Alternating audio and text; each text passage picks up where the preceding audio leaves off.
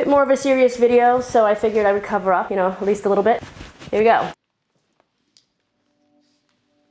New year and more open and honest me. I promised you guys a few weeks back that I would be more forthcoming about who I am. I have been lying to you about my gender identity. I feel a little bit better. I'm still hot, but I feel a little bit better getting it off my chest. Maybe pun intended if you keep watching. See, I have always thought that I was a woman, but when I take a step back and I look back, I feel like I should have seen this coming. I was always more of a tomboy growing up and was always very ashamed of my body at a very early age. Even the girls that I hung out with when I was like 10 and under treated me more like a boy. In junior high school, I even played the role of a boy in one of our school plays because I looked the most boyish. On Halloween, I even used to dress up as, you know, male characters like the Red Power Ranger because I identified more with that. I'm just gonna say it, I'm trans. And I know a lot of you out there right now are thinking, Arielle, just because you don't fit into stereotypical gender roles does not mean that you're trans. And before you guys tell me that I'm being inconsiderate of the trans community by coming out as trans, let me read you the new definition of the word trans. And this is sourced from multiple trans websites. Any individual that challenges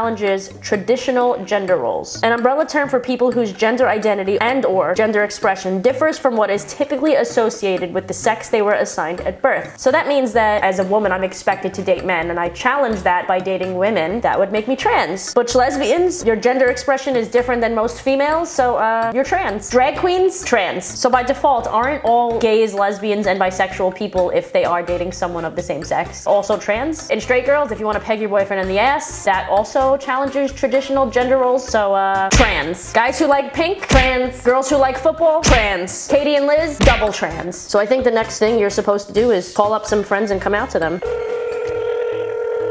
I just wanted to call you and tell you that I'm transgender. You need gender dysphoria. You need a reason, you know, to want to transition other than social aspect. Because if you're transitioning for just a social aspect, you're not trans. You're just a protester. Yeah, I don't have gender dysphoria. I don't have that.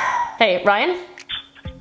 Yeah, what's up? Hey, I just realized something about myself and I wanted to tell you because I know that you'll understand. And okay. I wanted to come out to you as trans.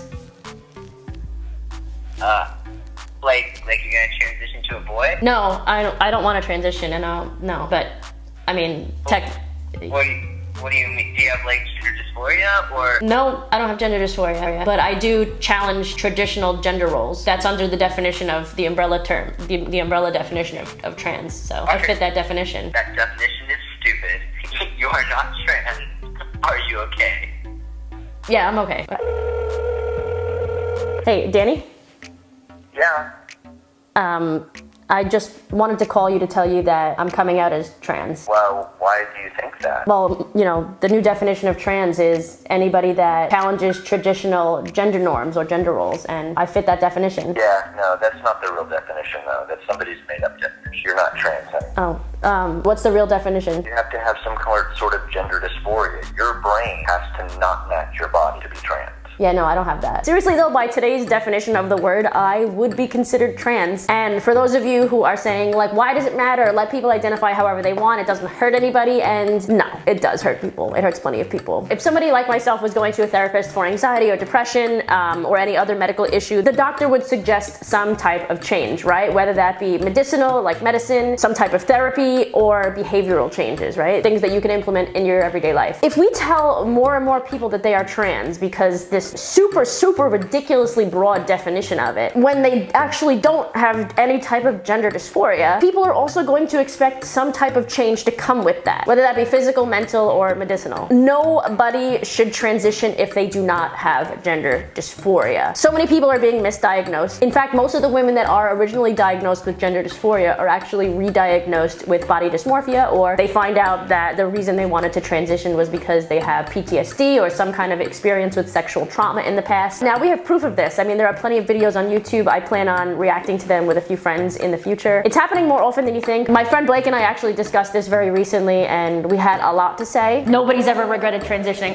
Wait till the end of this video. I'm gonna show you a bunch of people. Almost every single one of them are females. And here's the thing, this is more important. Most of them were either just dysmorphic, they either just had body dysmorphia and they thought they were trans because of that, or they were abused or molested or raped and, you know, experienced trauma because of that and didn't relate to their body anymore, and because of that they also wanted to transition, which also is not going to heal that, you know? Right. It's so fucking common now. Like so really many is. women are transitioning to fix, you know, these problems Something that's there. to fix, you know, the only thing that transition is going to fix is if you have gender dysphoria. That's the only situation. There's like a difference in dysmorphia and dysphoria, and like do your research, go get the help you need. And this new broad definition of what trans means doesn't only affect the people that are identifying as that, it also affects actual transgender individuals or people that are transsexual going to get surgery, going on hormones. The waiting list for HRT and surgeries is becoming increasingly longer, and many of you guys have been messaging me about this. I'm genuinely upset for you. So why am I posting this video? I want to make sure that you guys are doing the right thing for yourself. I think it's completely okay. I think it's completely okay for a cis man or a cis woman like myself to express their gender in whatever way they want, whether that's through clothing, through mannerisms, through voice, what they speak, how they speak. You should feel comfortable with who you are and express that. What's not okay is thinking that you're somehow trans because you don't fit into those traditional gender roles that a female is or male is associated with, which to be honest is actually quite sexist, which doesn't surprise me about the transgender, you know, activist movement as a whole. So I want to know in the comments what you guys think the actual definition of trans should be. Should trans be someone that experiences gender dysphoria, or should it mean what a lot of people in trans organizations are claiming it to be right now, which is simply challenging or not aligning to traditional gender roles or gender expectations? Let me know in the comments down below, and other than that, I will see you guys back here on this channel in a few days with a brand new video. Until then, I love you, love yourselves. You're probably not trans. Jesus, bye.